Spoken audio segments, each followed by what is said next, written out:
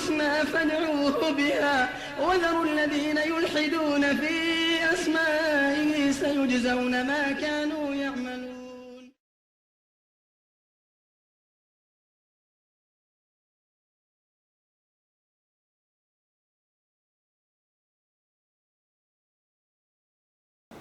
The next name we will look at is Al-Waahid and Al-Ahad, the one. And they've both been translated as the one, although there is a significant difference between the two, but cannot really be, I suppose, expressed in English, in one word that is. So he described it as being, he is the one who is singled out in all aspects of perfection, such that nothing else shares with him in these. It is obligatory upon the servants to single him out alone in belief, speech and action by acknowledging his unrestricted perfection, his uniqueness, and singling him out alone for all types of worship. And the first verse he quotes is the statement of Yusuf alayhi salam, O two companions of the prison, are many different lords better, or Allah, the one, the irresistible. Okay, now this word irresistible, okay, here which is irresistible in English has many connotations. Okay, now when you think of irresistible, what thoughts come to your mind? I'm curious. This one is Ice cream. Huh? Ice cream. Ice cream. Okay, that's what I was expecting actually, something like that. What else? Food, okay? Food is usually, given the description of being irresistible. Irresistible in the sense you cannot resist it. In Arabic, qahar means something which is so powerful that you cannot resist it. Okay? So this is a type of, it's more encompassing to the way we understand the word irresistible. Okay, so it's to do with power and authority, al-qahr in Arabic language, al-qahr, al-Waahid, al-qahhar. This is one of the names we will look at later, inshallah. The other verse he quotes, say, I am only a warner, and there is no God except Allah, the one, al-Waahid, the irresistible again, al-Waahid, al-qahhar. So it's very interesting how al-Waahid here, in both of these verses, has been mentioned alongside the name, the irresistible, which is something we need to look at. Al-Waahid has been mentioned in the Quran 22 times. And Al-Ahad has been mentioned how many times? One time. Okay, one time. We know where that is mentioned. Surah Al-Ikhlas. Qul huwallahu ahad. Now, both are derived from the same root words. Wahada. Wahada. Which means to be one, to be singled out, to be unique. And so the description that the author gave here is very, very befitting. The one who is singled out in all aspects of perfection.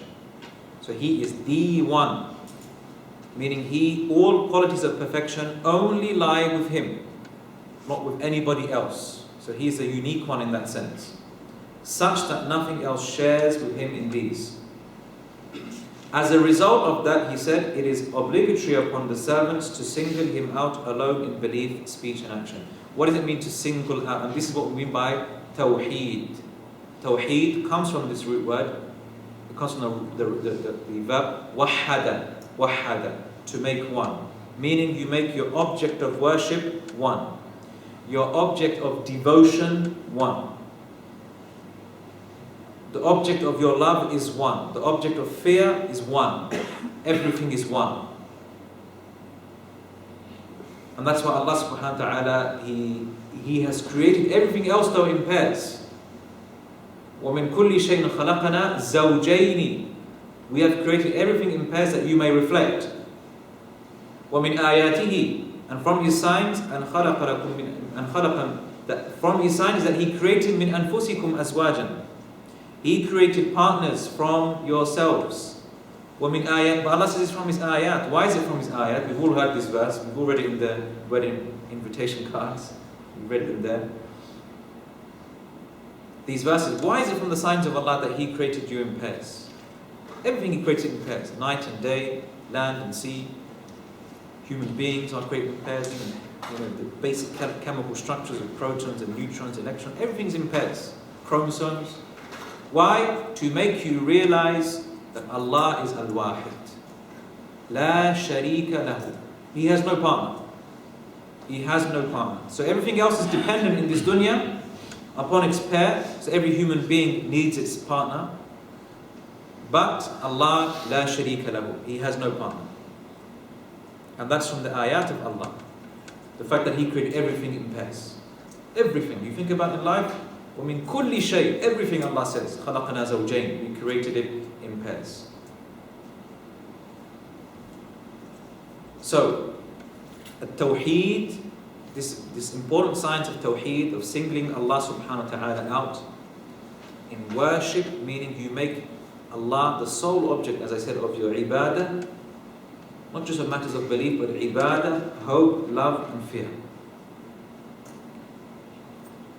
Now, what is the difference though between Al-Waahid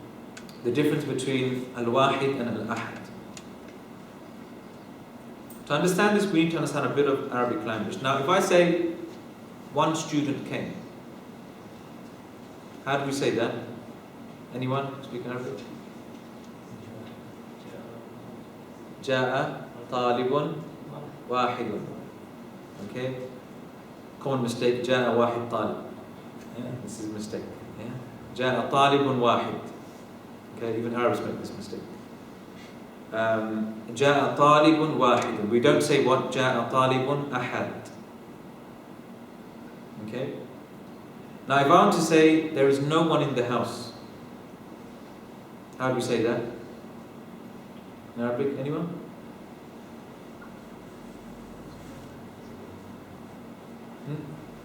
Don't be shy, come on brothers. We have some Arabs here as well, I think. Okay, I'll begin it off. لا أحد في الدار ولا أحد في البيت. There is no ahad, there is no one in the house. Now what's the difference between these two statements? جاء طالب واحد, is it affirming something or negating something? Affirming. لا أحد في الدار, there is no one in the house, affirming or negating? Negating. Now look at this. In Surah Al-Ikhlas, Allah subhanahu wa ta'ala says, قُلْ هُوَ اللَّهُ أَحَدٌ. Say, Allah is the one. Is that in the affirmative or is that negating? It's doing both. And this is the beauty of it. This is why English, it's a miskeen language, it's a very poor language, it cannot accommodate the meanings of the Quran. It's affirming because we are affirming oneness, but is negating what? Shirk. Why was the surah revealed? The surah was revealed because some people came to Rasulullah and they said, tell me about your Lord. Is he made of gold or copper? What's his lineage? Where does he come from? They were asking these questions. So Allah says, قُلْ هُوَ اللَّهُ أَحَدٌ. Allah is the one, meaning all of that you said, that you just mentioned is all batil. I've negated all of that. Subhanallah. Beautiful, amazing, this Quran. And in one word, you've achieved more than one meaning. And this is very unique. I mean, you don't usually find this in normal Arabic speech. So as I said, we use ahad in the negative to negate something. But Allah has used it in the affirmative to establish something, but at the same time to negate something. So this is an extremely powerful way. This surah, and this is why this surah is considered to be a third of the Quran, is a very powerful way to establish the tawheed of Allah. Because the oneness of Allah is appreciated when you negate all imperfections from Allah and at the same time you affirm all qualities of perfection. That's why Allah says, لَيْسَ كَمِثْلِهِ شَيْءٍ. There is nothing like unto Allah. وَهُوَ السَّمِيعُ الْبَصِيرُ. That He is the all-hearing and the all-seeing. So Allah has negated, but what has He done straight after that? He has affirmed. La ilaha, negation. Illallah, affirmation. That's the way of the believer. At-takhliya wa-tahliya. We free ourselves from impure states and impure qualities and imperfections, but we adorn ourselves with beauty. Okay, this is this is a common theme you'll find within the religion. In order to pray, what do you need to do first? Before you pray, you need to what? Purify yourself. You need to purify yourself.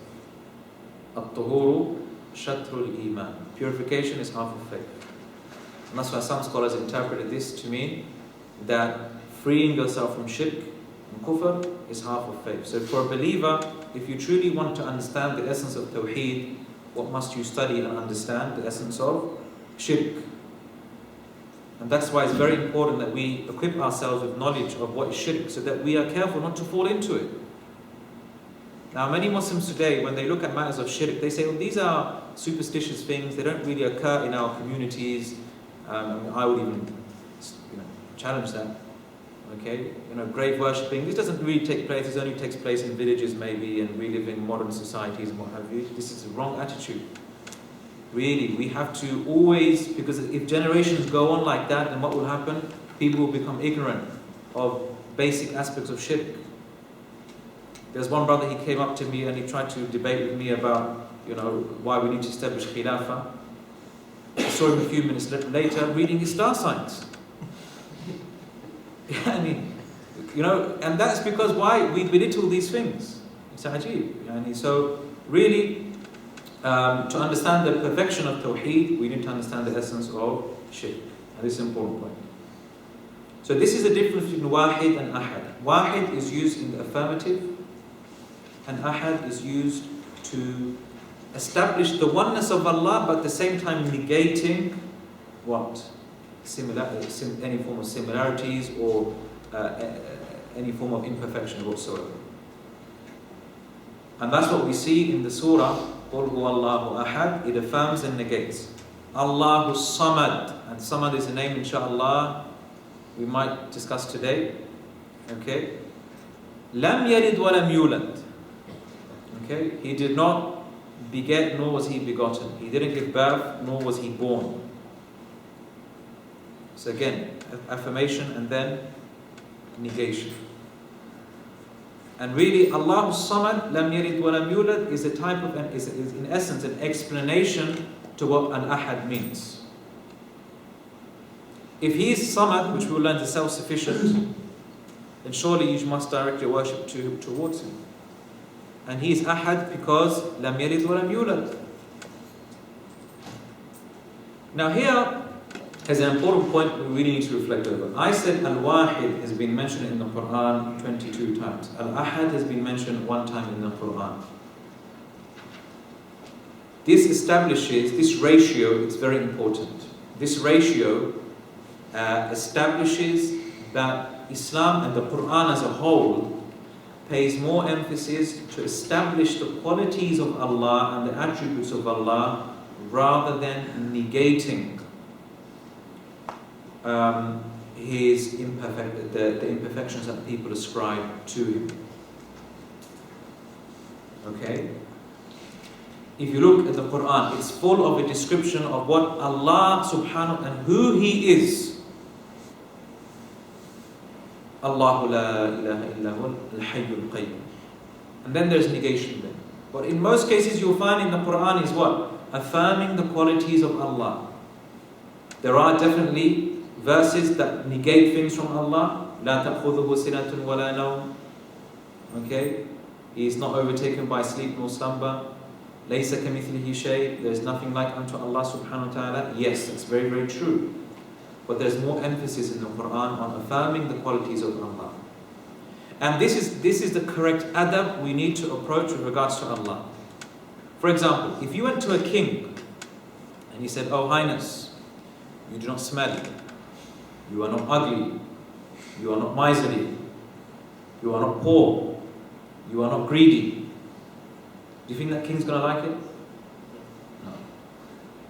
How do you praise? You don't praise by simply negating. Okay?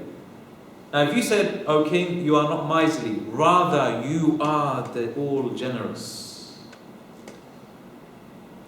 now that's different. You're negating with the intention of what? To affirm the opposite. And that's a very important principle. Whenever you study the name and attributes of Allah, when Allah negates something from Himself, the idea is to affirm the what? Opposite. Now many people unfortunately have maybe bypassed this principle, and so when they describe Allah with those sort of qualities. Allah is in no place, there's no direction. Allah has no color or taste or smell or these descriptions. And these descriptions we don't find in the Quran and Sunnah.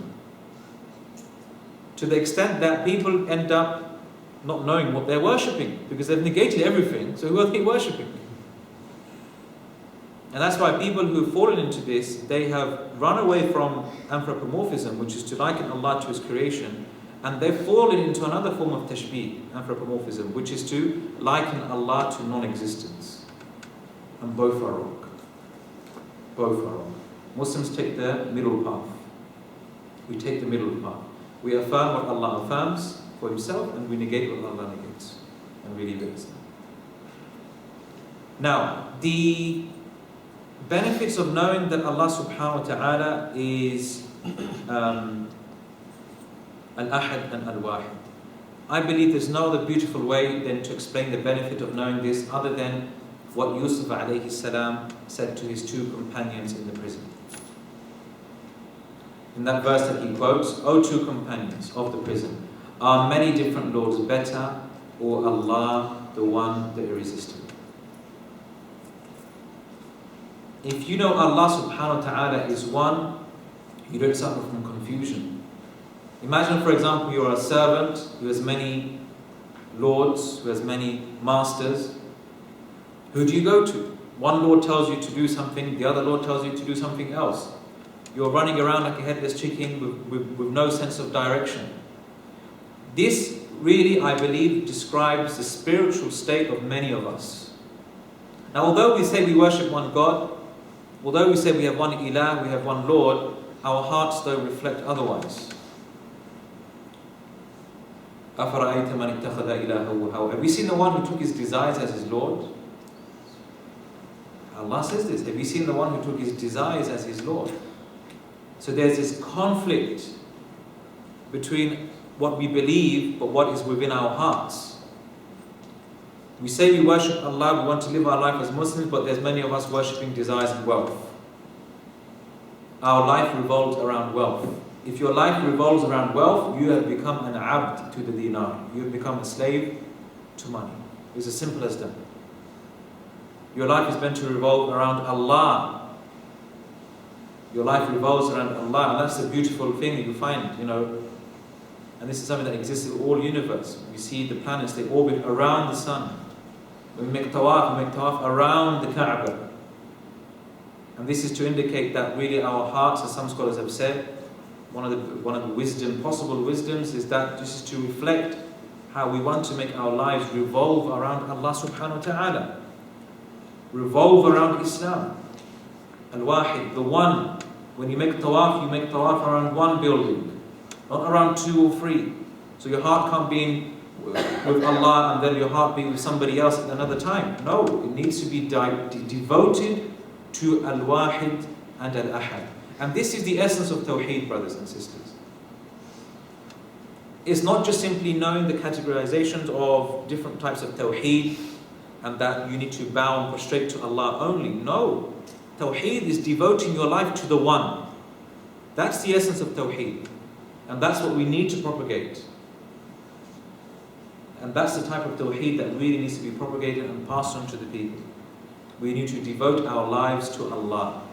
You can have the most sound understanding of Tawheed, Rububiyyah, Uluhiyyah, Asma' wa Sifat. You can know everything about Ta'weel, Tashbih, and you can know all of these things, but if your life doesn't revolve around Allah, you haven't truly epitomized the correct understanding of Tawheed. So we need to try and move away just looking at Tawheed from an academic perspective and realize what the essence of Tawheed really means. To devote your life to Al-Waahid and Al-Ahad. So this is a very important benefit of knowing that Allah subhanahu wa ta'ala is Waahid and Al-Ahad.